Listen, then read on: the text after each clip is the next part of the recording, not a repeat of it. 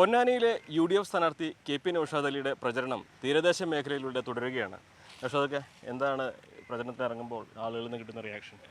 അത് തീർച്ചയായിട്ടും അനുകൂലമായ പ്രതികരണങ്ങളാണ്. അത് ഞാൻ മനസ്സിലാക്കുന്നത് സ്ഥാനാർത്ഥി എന്നുള്ള നിലയിൽ എന്നോട് ഏതെങ്കിലും സ്നേഹാതിരേകങ്ങൾ എന്നുള്ളതിലുപരിയായിട്ട് ഇവരിവിടെ നേരിടുന്ന ദുരിതപൂർവമായ നിരന്തര ജീവിതത്തിൻ്റെ വലിയൊരു പ്രതിഷേധമാണ് എനിക്ക് അനുകൂലമായിട്ട് അവരുടെ ഭാഗത്തു നിന്നുണ്ടാകുന്നൊരു വികാരം എന്ന് ഞാൻ മനസ്സിലാക്കുകയാണ്.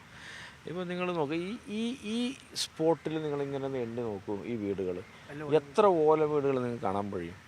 1000-ലധികം ഓല വീടുകൾ ഈ പൊന്നാനി തീരദേശത്തുണ്ട്. ഇത്രയധികം ഓല വീടുകളുള്ള ഒരു തീരവും കേരളത്തിലില്ല.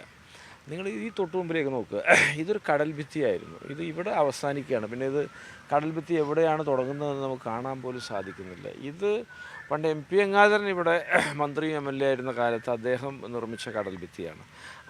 ഇങ്ങനെയൊക്കെ ഒരു പ്രദേശത്തെ അവഗണിക്കുക എന്ന് പറഞ്ഞാൽ അതൊരു ഈസ്റ്റ് ഇന്ത്യ കമ്പനിയൊക്കെ അന്നത്തെ കാലത്ത് ഈ രാജ്യത്തുള്ള മനുഷ്യരോട് പെരുമാറുന്നത് മാതിരിയാണ് ഈ പറഞ്ഞ സർക്കാരൊക്കെ ഈ തീരദേശത്തോട് പെരുമാറുന്നത്. ഇവിടെ കടൽ ഭിത്തിയില്ല, ഇവിടെ പട്ടയമില്ല, ഉള്ള പട്ടയത്തിന് ബാങ്കിൽ നിന്ന് ലോണില്ല, ഈ ഓല വീടുകളാണ്.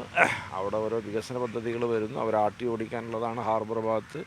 ഇവിടെ ഇതാ തൊട്ടപ്പുറത്തൊരു 200 മീറ്റർ അപ്പുറത്ത് തോണികൾ കടലിലേക്ക് പ്രവേശിക്കുന്ന വഴിയാണ്. ആകെ ഒരു 15-20 മീറ്റർ മാത്രമാണ് അതിന് വീതിയുള്ളത്.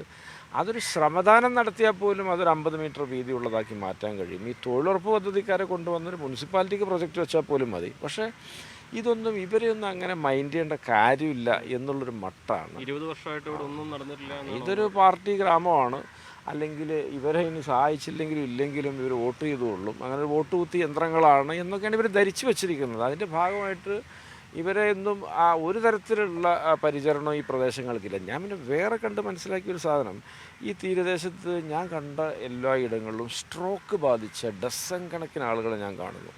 അതുപോലെ തന്നെ ജീവിതശൈലി രോഗങ്ങൾ ഇവിടെ കത്തിപ്പടരുകയാണ്. കിഡ്നി, കരൾ, ഹൃദ്രോഗികൾ, ക്യാൻസർ രോഗികൾ, വികലാംഗത്വമുള്ള ആളുകൾ, ഇങ്ങനെ അതായത് പെട്ടെന്ന് അംഗവിഹീനരൊക്കെ ആയി മാറും, അല്ലെങ്കിൽ ബലക്കുറവ്. ഇപ്പോൾ ഇതൊക്കെ ഒരു ശാസ്ത്രീയമായൊരു പഠനം നടത്തേണ്ട ഒരു വിഷയമാണ്.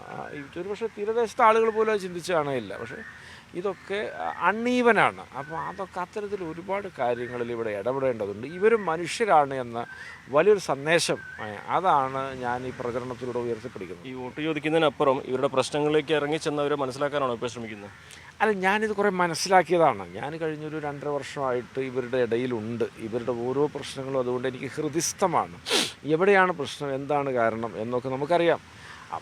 പക്ഷേ ആ കാരണം എന്താണെന്ന് ചോദിക്കുമ്പോൾ നമുക്ക് മനസ്സിലാവുന്നത്, ഇപ്പോൾ ഇത് ഹാർബർ ഭാഗത്ത് ഇതിൻ്റെ അങ്ങേയറ്റം അഴീക്കൽ, ഈ മുനിസിപ്പൽ പരിധിയിലെ വടക്കേ അറ്റം, അവിടെ ഒരു കപ്പൽ നിർമ്മാണശാല ഇവർ അനൗൺസ് ചെയ്തിട്ടുണ്ട്. അതൊക്കെ വരുമില്ല എന്നുള്ളത് വേറൊരു കാര്യം. പക്ഷേ അതിൻ്റെയൊക്കെ മറവിലെന്താണെന്ന് വെച്ചാൽ അവിടുന്ന് ആളുകളെ അങ്ങ് ഒഴിച്ച് ആ പ്രദേശം അങ്ങ് കെട്ടിത്തിരിക്കുക എന്നുള്ളതാണ് അടിസ്ഥാനപരമായ കാര്യം.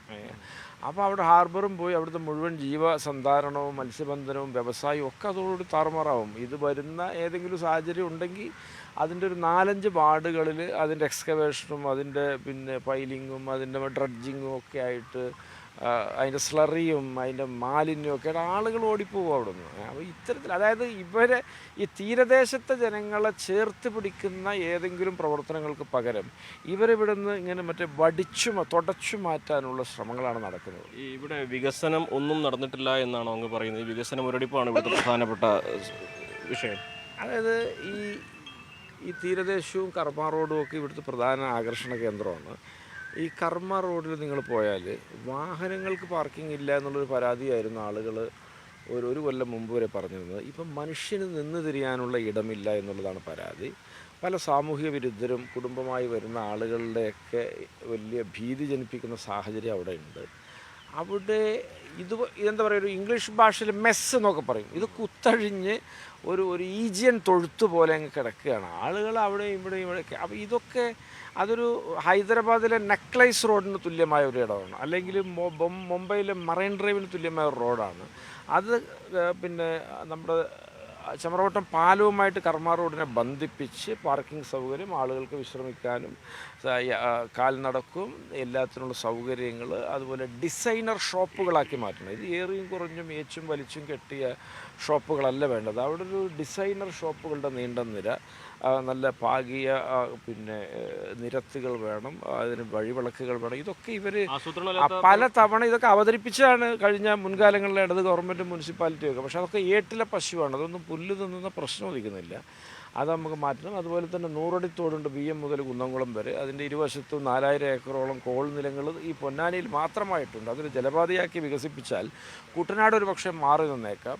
ഇവിടെ സാംസ്കാരിക, സാമൂഹിക, സാഹിത്യ വൈവിധ്യങ്ങളുള്ള മണ്ണാണ് പൊന്നാനി. കേരളത്തിൻ്റെ ഒരു സാംസ്കാരിക തലസ്ഥാനമോ അക്ഷര നഗരിയോ എന്നൊക്കെ അക്ഷരാർത്ഥത്തിൽ വിളിക്കാൻ പറ്റും. കാരണം MT ഉറുബു, അക്കിത്തോ, എടശ്ശേരിയും നാലപ്പാട്ട് നാരായണ മേനോനും ബാലമണിയും മിങ്കമല സുരയ്യൊക്കെ പിറന്ന മണ്ണാണിത്. അപ്പോൾ ഇവിടെ അതിൻ്റെയൊക്കെ ഒരു തുടർ പ്രവർത്തനങ്ങൾ സാഹിത്യ സാംസ്കാരിക രംഗങ്ങളിലൊക്കെ വേണം. അതുപോലെ തന്നെ ഇവിടുത്തെ പിള്ളേർക്ക് കളിക്കാനൊരു ഗ്രൗണ്ടില്ല ഈ പൊന്നാനി മുനിസിപ്പാലിറ്റിയിൽ. ഇവിടെ ഗുസ്തി ഇവിടെ കബഡി വലിയൊരു കായിക ഇനമാണ്. കബഡിയിൽ ദേശീയ അന്തർദേശീയ മത്സരങ്ങളൊക്കെ കളിച്ച ആളുകൾ ഇപ്പോൾ ഇവിടെ വന്ന് ജ്യൂസ് കടയിൽ ജ്യൂസ് അടിച്ചുകൊണ്ടിരിക്കുകയാണ്. അപ്പോൾ അതാണ് ഇതിൻ്റെയൊക്കെ സ്ഥിതി. തവണ പൊന്നാനിയിൽ മാറ്റം ഉണ്ടാകുമെന്ന് ഉറപ്പാണല്ലേ? ഞാനത് ഉറച്ച് വിശ്വസിക്കുന്നു. കാരണം നമ്മളങ്ങനെ ആത്മാർത്ഥമായിട്ട് ആളുകളോട് ചേർന്ന് പോകാനങ്ങ് തീരുമാനിച്ചാൽ ആളുകൾ നമ്മളോട് ആത്മാർത്ഥത കാണിക്കും. അതിന് രാഷ്ട്രീയമില്ല എന്നുള്ളതാണ് ഞാൻ പൊന്നാനിയിൽ നിന്ന് മനസ്സിലാക്കുന്നത്. പതിവ് ചെങ്കോട്ടകളിൽ നോട്ട് അങ്ങേക്ക് അനുകൂലമായിട്ട് ലഭിക്കുമോ?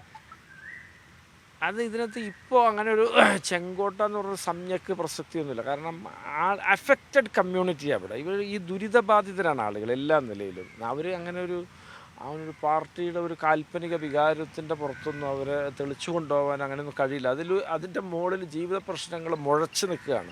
അതുകൊണ്ട് അവരൊക്കെ മാറി ചിന്തിക്കും. അവർ മനുഷ്യന്മാരല്ലേ. ഇനി വേറൊന്നുണ്ട്, 5 കൊല്ലം എന്നെ ചിലപ്പോൾ അവർ പരീക്ഷിച്ചേക്കാം. ഞാൻ അവസരത്തിന് ഉയർന്നില്ലെങ്കിൽ എന്നെ അവർ തൊഴിച്ചറിയും. ആ ഒരു ജനാധിപത്യം, ആ ഒരു ശൈലിയിലേക്ക് അവർ വരുന്നു എന്നുള്ളതാണ് ഞാൻ മനസ്സിലാക്കുന്നത്.